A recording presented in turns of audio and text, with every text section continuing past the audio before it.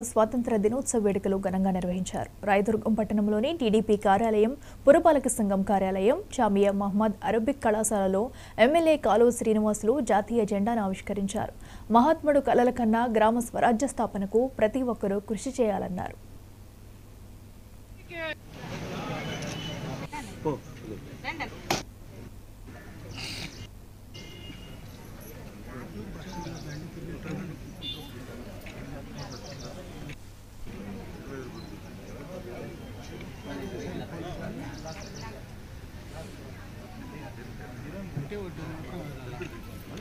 भारत माता की जय, भारत माता की जय, भारत माता की जय।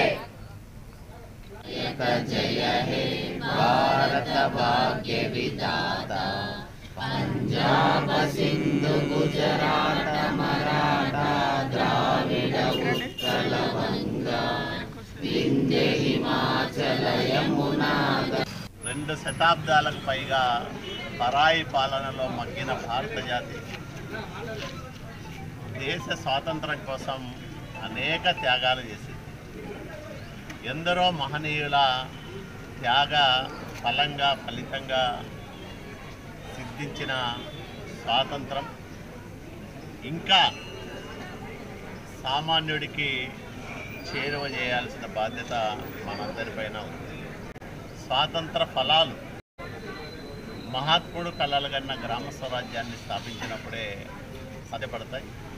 కాబట్టే ఈరోజు పెద్ద ఎత్తున ఎన్డీఏ ప్రభుత్వం ఆంధ్రప్రదేశ్ రాష్ట్రంలో కానీ భారతదేశంలో కానీ సంక్షేమానికి పెద్దపీట వేస్తూనే అభివృద్ధికి ఎక్కడా తక్కువ కాకుండా చూసుకుంటూ ముందుకు సాగుతూ ఉన్నాయి 2 ప్రభుత్వాలు.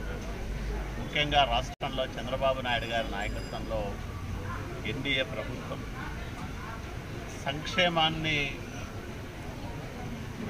ఇంకా ముందుకు తీసుకెళ్ళడానికి నిధులు పెంచుతూ కార్యక్రమాలను విస్తృతం చేస్తూనే కేంద్ర ప్రభుత్వ పథకాల సహాయాలను ఎక్కువగా రాష్ట్రానికి తీసుకొచ్చి ఈ రాష్ట్రంలో అభివృద్ధి కార్యక్రమాలను చేయాలని ప్రయత్నం చేస్తూ ఉంది రాష్ట్ర ప్రభుత్వం.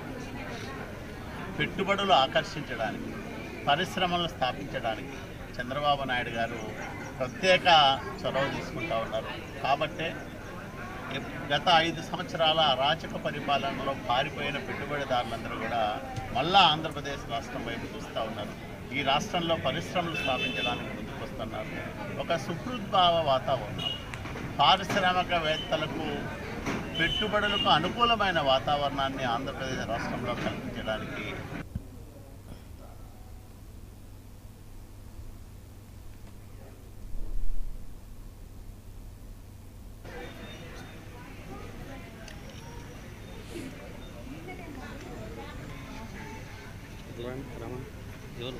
అక్క అక్క